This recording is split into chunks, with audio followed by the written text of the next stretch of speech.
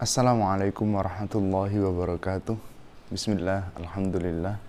Wassalatu wassalamu ala rasulillah Sayyidina Muhammadin ibni Abdillah wa ala alihi wa sahbihi wa man walah. Rabbi shrah li sadri wa yassir li amri wa hlul 'uqdatam min lisani yafqahu qawli. Rabbi zidni ilma warzuqni fahma. Amma ba'du.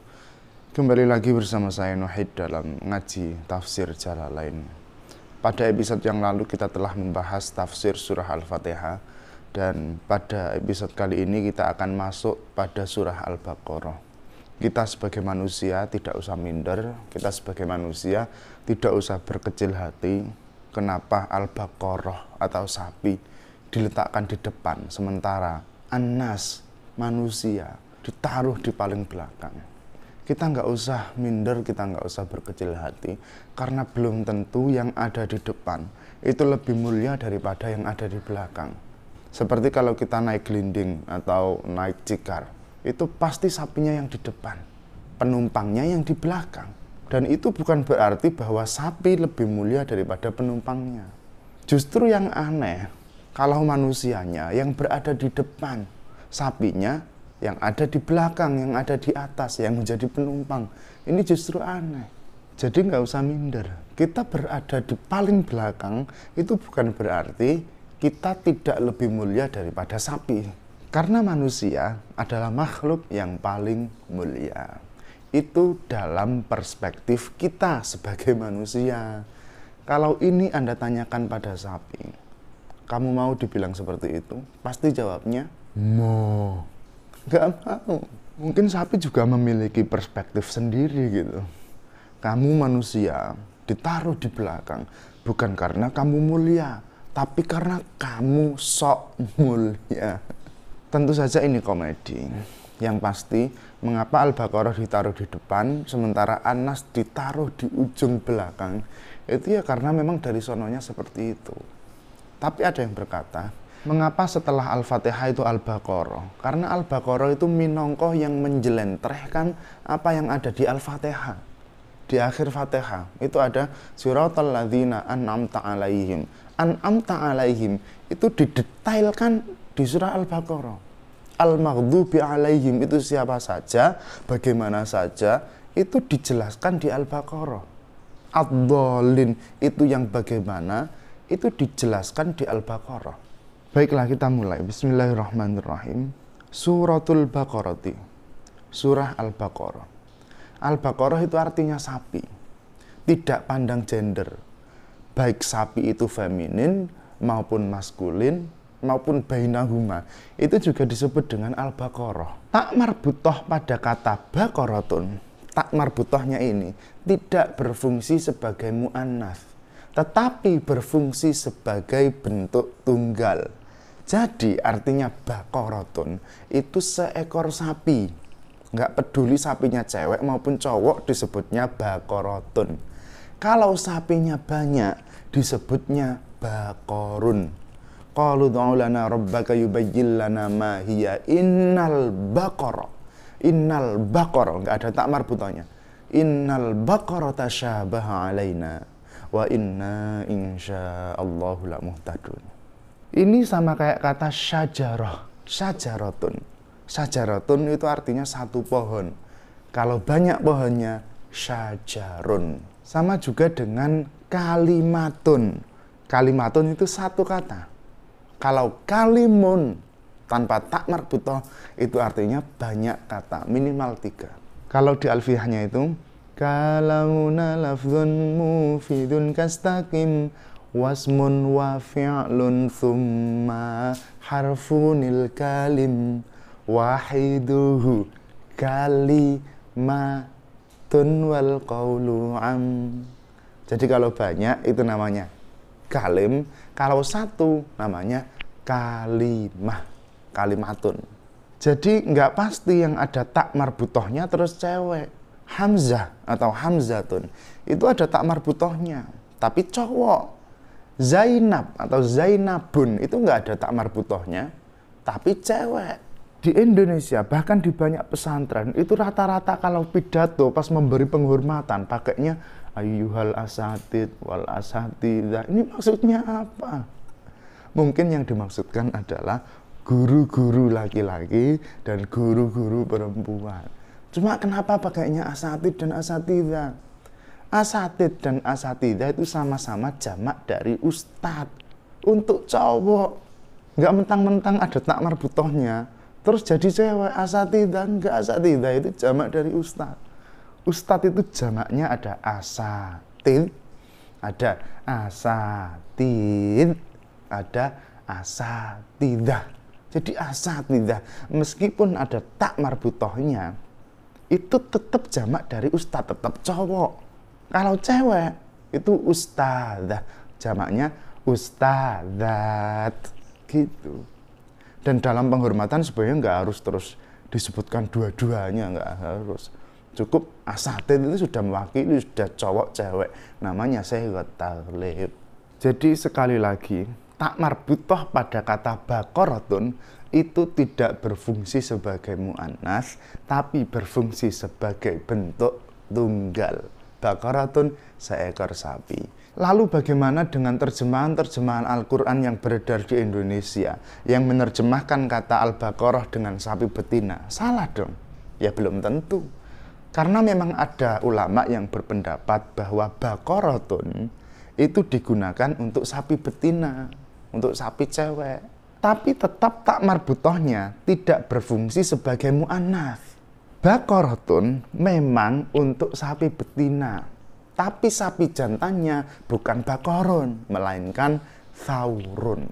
Itu sama kayak penyebutan unta. Unta itu kalau cewek disebutnya naqatun, kalau cowok disebutnya jamalun. Baiklah, kita lanjutkan. Surah Al-Baqarah itu madaniyatun, termasuk kelompok surah yang turun setelah Nabi hijrah. Mi'atani, 200, wasitun dan 6, au sab'un atau 7, wasamanuna dan 80, apanya? Ayatan ayatnya.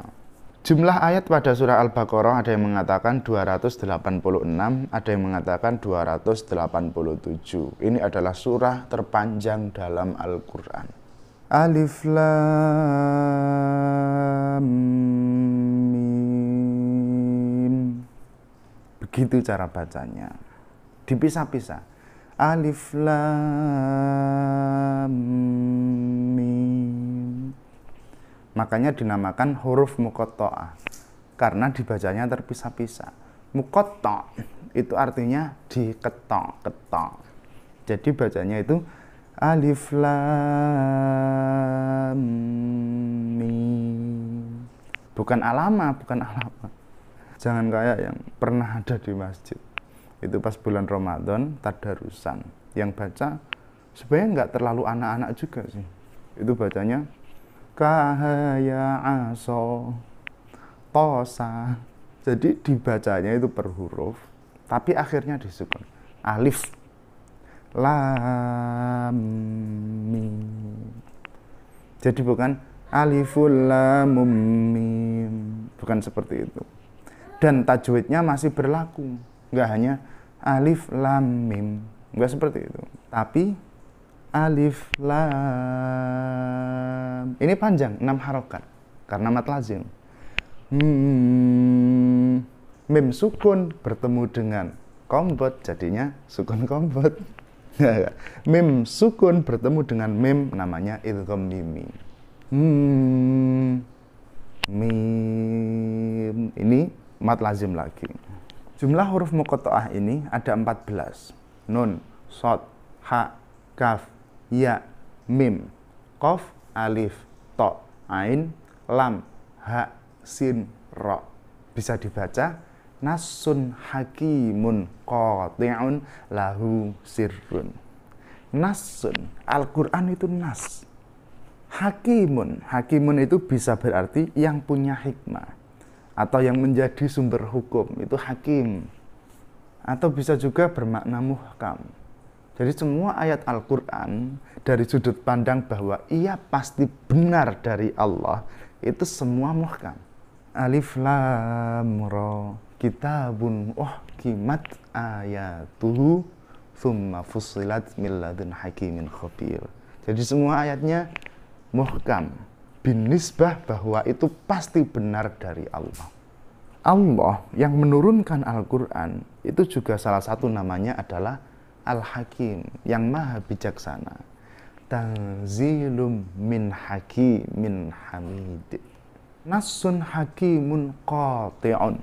Qati'un di sini itu maksudnya pasti benarnya. Pasti benar bahwa Al-Quran ini itu dari Allah. Atau pasti terjadi apa yang diberitakan oleh Al-Quran. Atau maksudnya qati'un itu qat'iyud dalalah. Nasun hakimun qati'un lahu sir. Al-Quran memiliki rahasia itu. Nah, untuk cara bacanya seperti tadi, ada yang dibaca dengan mad lazim, yaitu sin, nun, qaf, shad, lam, kaf. Itu dibacanya dengan mad lazim. Sin misalnya, yasin, 6 harokat. Nun, nun, qaf, qaf. Itu mad lazim. Terus ada yang jawazul isba' wat tawassut. Ain. Ain sin qaf. Bisa dengan sepanjang itu atau tengah-tengah. Ain sin qaf. Boleh. Ada yang mad tabi'i, yaitu huruf-huruf yang sebenarnya berakhir dengan alif dan hamzah. Kalau dalam tajwid sebenarnya ini masuk ke mad wajib. Tapi karena hamzahnya dihilangkan, maka jadinya mad tabi'i. Nah, huruf muqatta'ah yang dibaca mad tabi'i itu ada ha, ada ya, terus to, terus ha, terus ro. Jadi ha misalnya bacanya bukan ha mim, nggak seperti itu, tapi ha mim, 2 harokat, ha mim. Terus ya, yasin, bukan ya sin, nggak seperti itu, yasin. Terus ada to, ada ha, toha, bukan to ha, nggak seperti itu. Terus ada ro, alif lam ro, bukan alif lam ro, nggak seperti itu, tapi alif lam ro, 2 harokat saja. Terus ada yang dibaca pendek, yaitu alif, bukan alif, bukan seperti itu. Alif juga enggak seperti itu. Alif gitu aja. Alif lam ro. Alif pendek semua. Lam mad lazim, ro mad tabi'i. Seperti itu. Itu cara bacanya. Sekarang tafsirnya. Alif lam mim. Allahu a'lamu bimuradihi bidzalik. Allahu Allah, a'lamu itu maha mengetahui, bimuradihi, atas kehendak Allah, bidzalika, pada alif lam mim itu. Ini adalah penafsiran yang paling aman dan pasti benarnya. Gimana agak aman dan pasti benarnya? Wong Allahu a'lamu bimuradihi bidzalik. Semua ayat Al-Qur'an ya memang cuma Allah yang paling tahu gitu. Mengapa cuma Allah yang paling tahu ya? Karena memang Al-Quran itu firman-Nya Allah.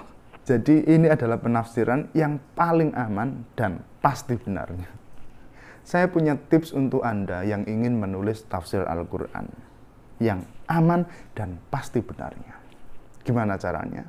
Ya sama kayak gini. Allahu a'lamu bimuradihi bidzalik. Misalnya, alif lam mim. Allahu a'lamu bimuradihi bidzalik. Dzalikal kitabu la raiba fihi hudal lil muttaqin. Tafsirnya, Allahu a'lamu bimuradihi bidzalik. Alladzina yu'minuna bil ghaibi wa yuqimunas salata wa mimma razaqnahum yunfiqun. Tafsirnya, Allahu a'lamu bimuradihi bidzalik. Gitu aja semua sampai minal jinnati wan nas. Allahu a'lamu bimuradihi bidzalik. Beres. Dan itu pasti amannya, pasti benarnya.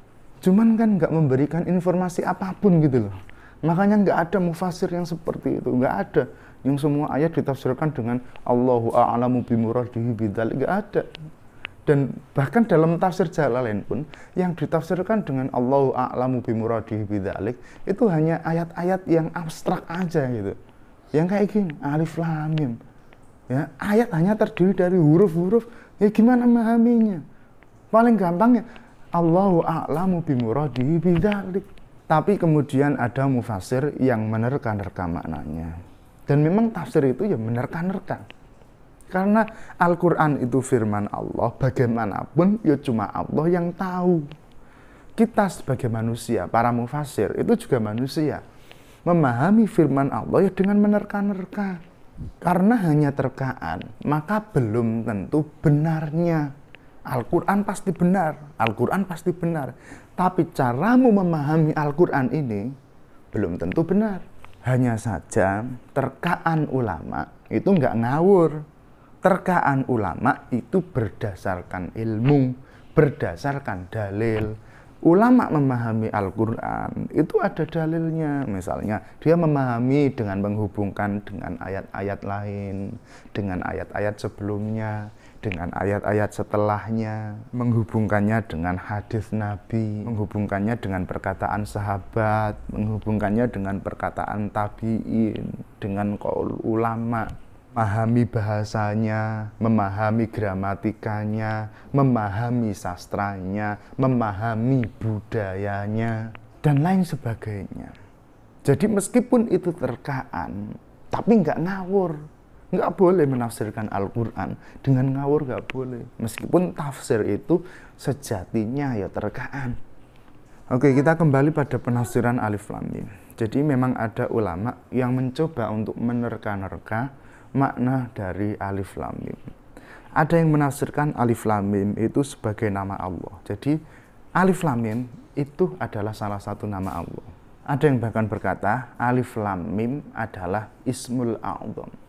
Ada juga yang berkata Alif Lam Mim adalah nama surah.